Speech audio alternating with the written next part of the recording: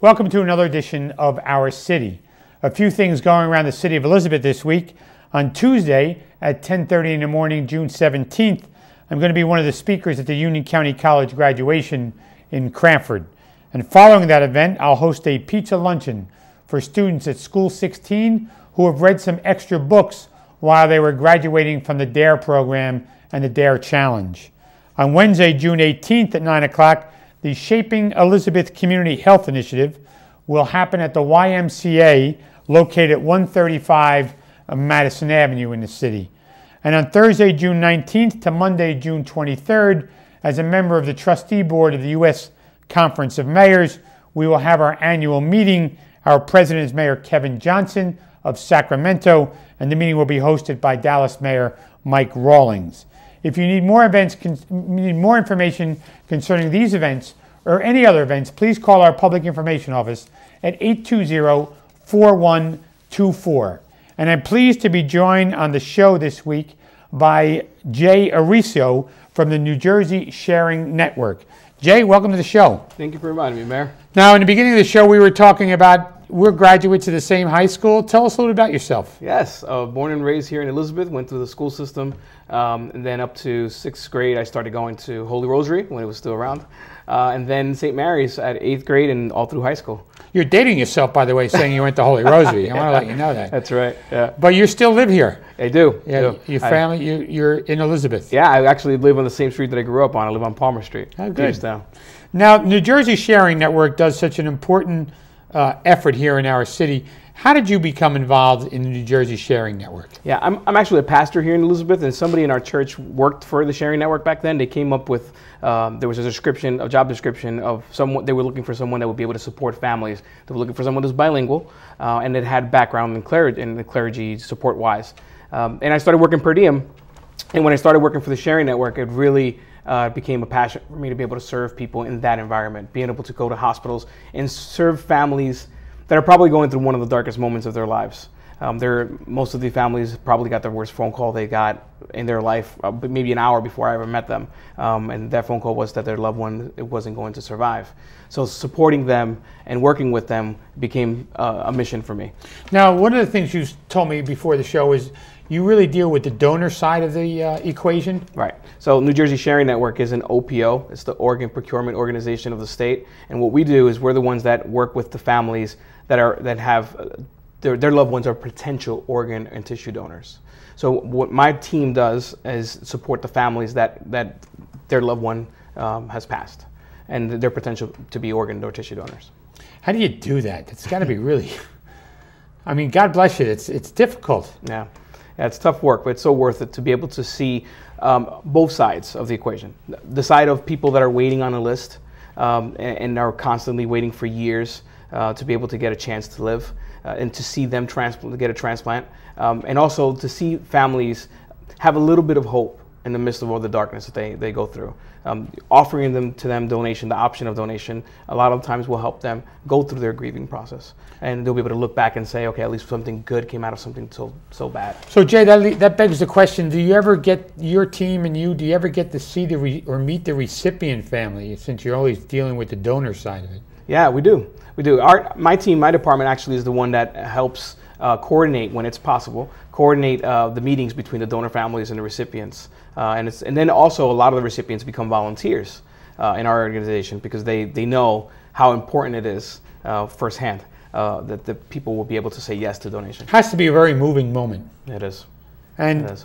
So your role is going to talk with the donor family at the moment, or if they've already signed a donor card, right? Tell us about, you could do that on your license and other, how do you do that? Yeah, so well, let me back up. So my role as manager of family services is to lead the family services department at our organization. And our team supports families at the hospitals, but also continues to support families for years after. So we'll do follow-up phone calls. We send letters of outcomes that let the donor families know how their gift was able to impact somebody's life. And we do various programs and support groups throughout the year. And then we also raise awareness. And one of the ways to raise awareness is letting people know how they can get involved and how they can say yes to donation before that situation happens. So one of the best way, and what we encourage to do, is to put it on your license. So when you go to DMV and you're going to renew your license, or if you're first getting your license, you say yes and check the box and say that you want to be an organ donor. And that's one of the best ways to do it, because really this is not a table talk conversation. Usually families don't speak about this.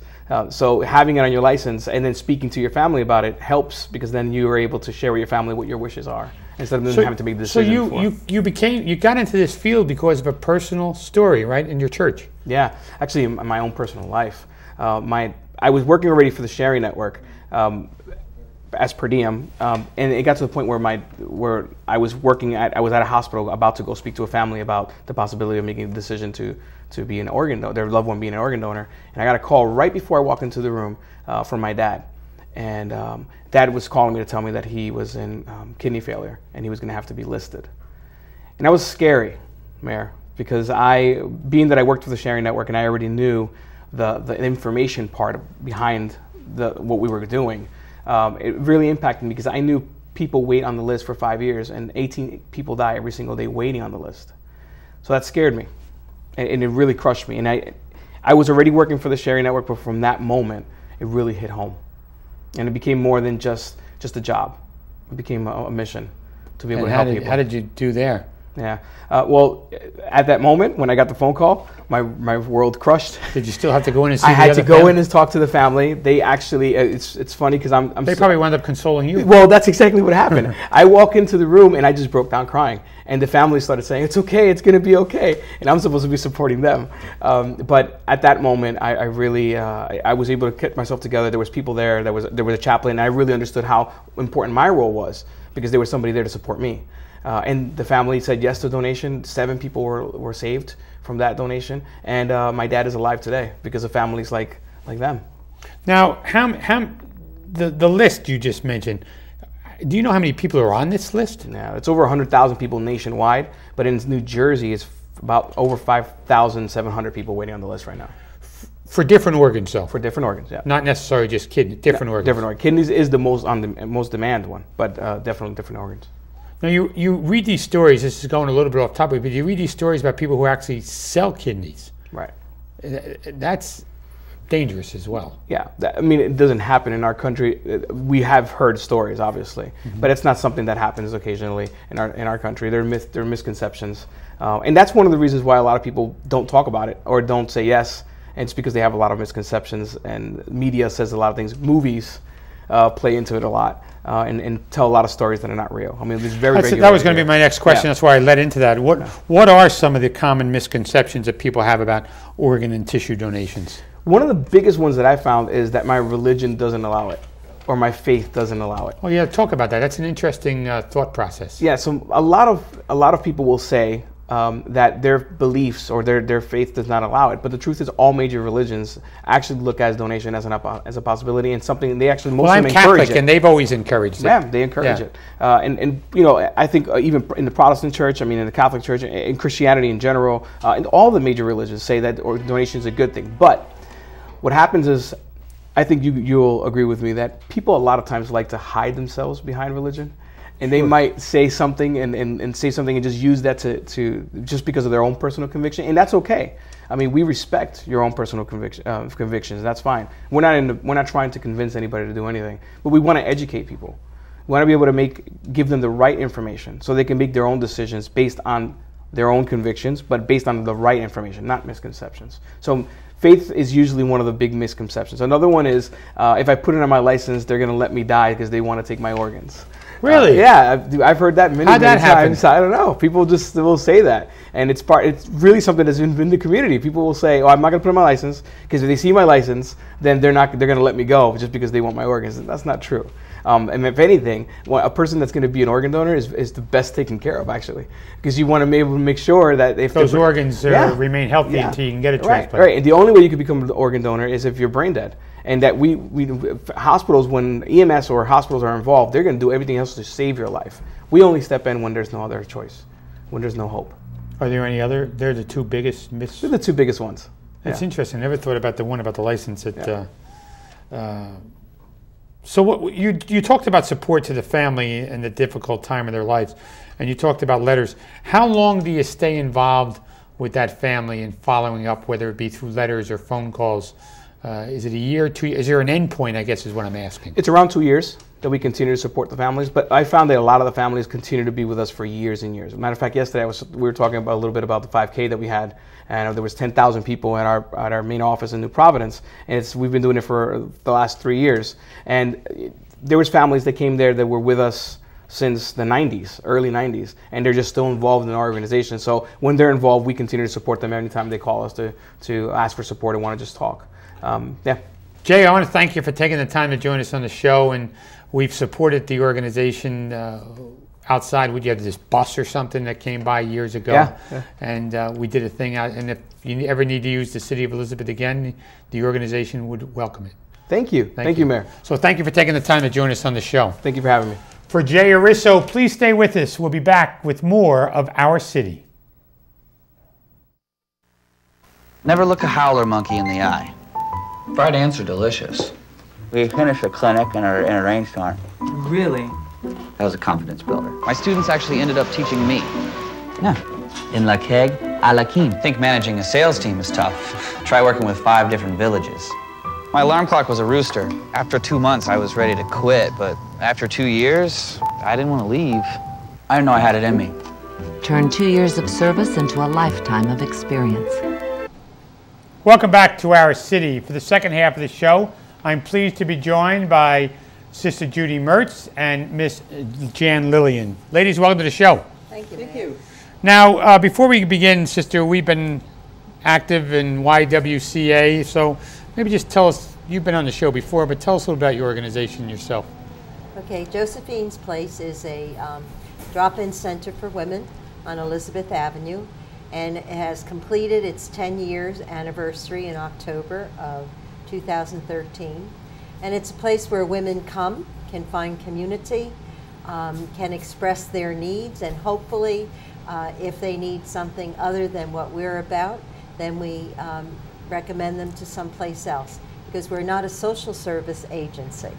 And Jan, you were at the YWCA. You are a social service agency. We are a social service no doubt about agency. it. So you've been there a couple of years now. 5.5 years. 5.5. Tell us about how you've been on the show before, but tell us how you're partnering with Sister Judy and their organization. Sure. Well, we've actually been partners for a number of years.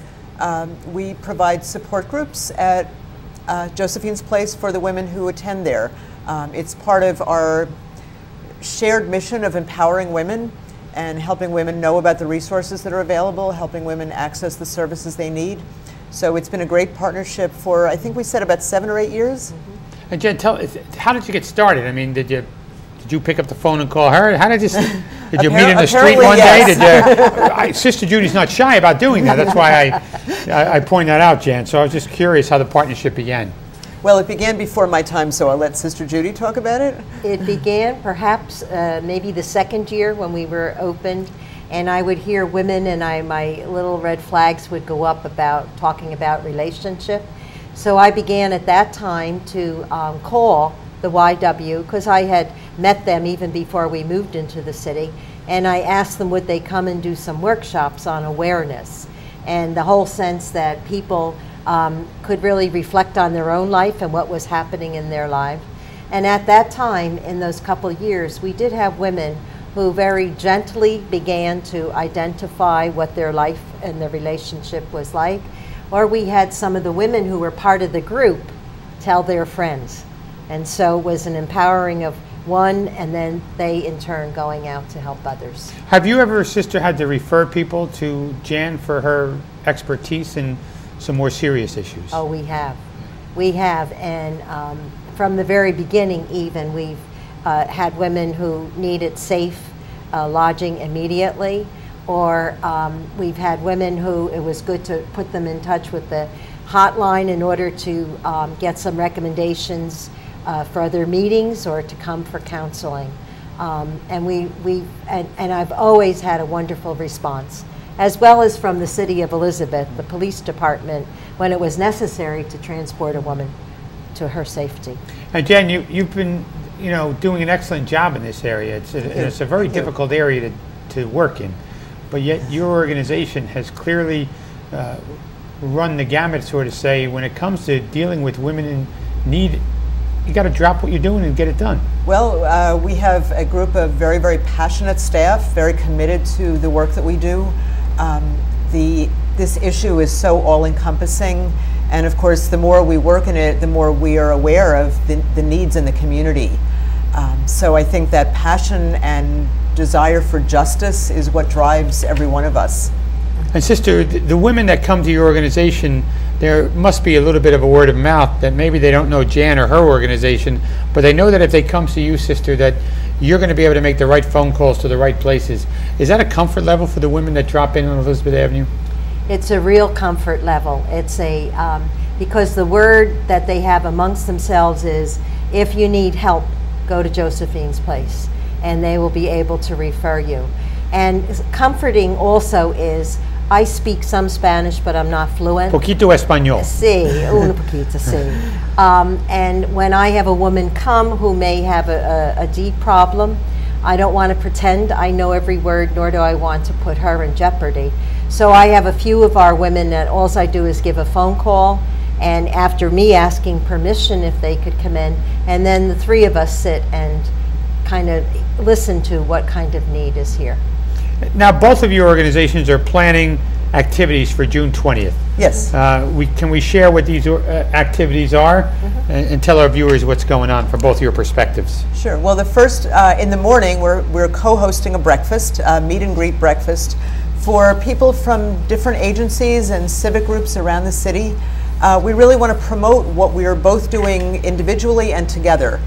So it's really just let's share what we're doing, what Josephine's Place is about, what the YWCA is about, and how can we work together and get the word out to more women so more women are taking advantage of the services that we both offer. And Sister, same thing from your perspective? Yeah, after having had a surprised conversation at the wonderful symposium that the YW ran, it became clear, you think everybody knows, but then you find out they don't. Right. So I said, let's do something, and it's a model of how we have been in partnership, and to make people aware that we're there. And the question will be, how can we help you, and how can you help us? And how does that go? I always often find when you tell people, how can you help us, they kind of it's like the high school student who gets called on the question, they put their head down, they don't want to answer. But you two seem to have a little more persuasive about you. I think that's it. It's our passion. It's your passion. It's our passion Right. that we speak it. And so if we say, how can we help you, and people know we're genuine in it, that we listen, then there's usually a very honest sharing. And then the same is, what you can do for us, how you can spread your word, how you can tell people who come. And that's, again, it's a circle. It's a feminine circle where you really, it's how do we help you, how do you help us? Right. And Jen, when the folks come to a breakfast like this and they talk to each other, do you get feedback? We will get feedback. We certainly, we're always touched by how many people know of someone who's experienced domestic violence, which of course is the issue that we primarily deal with. How many people want to help, and people really want to give of whatever they can. And in terms of how people can help us, I just came in and saw that we had a wonderful donation from a church group that donated sheets and pillows and towels for the women in their shelter. And that's such a gift from the heart, and helps provide a homey atmosphere, a welcoming place. So there's so many little ways, little perhaps for the person who's giving it, but very big for us. And how else can the community help? Sister, we'll start with your organization. I go there quite often, and there always seems to be women ready to help other women. You look for volunteers. Oh, we always look for volunteers, yes. In fact, before I left today, we had volunteers show up that we didn't know were being recommended to come in this afternoon. But yes, we like to see high school students. We have a wonderful young woman who will be graduating on Tuesday. She'll be graduating, and she comes on Tuesday. So we'd like to have the principals in the city with the high schools to be open to having a girl do her service. We write out to the churches. We have our wonderful website that has all the needs, and a volunteer sheet that they could just fax into us or email into us. So, and hopefully with something like today's program, that people will say, oh, maybe I could do something. And Jen, do you have the same attitude? Or? Absolutely. I was saying, gosh, Sister Judy, she should be promoting this for us. We also welcome volunteers, of course, in our case, direct service volunteers, people who are working on our hotline, people who are responding to the police station need to have 40-hour training, but we do provide that twice a year for free.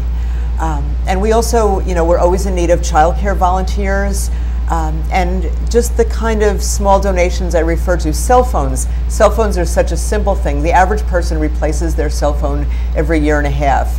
And cell phones for us can be a lifeline for a woman to be reprogrammed to dial 911.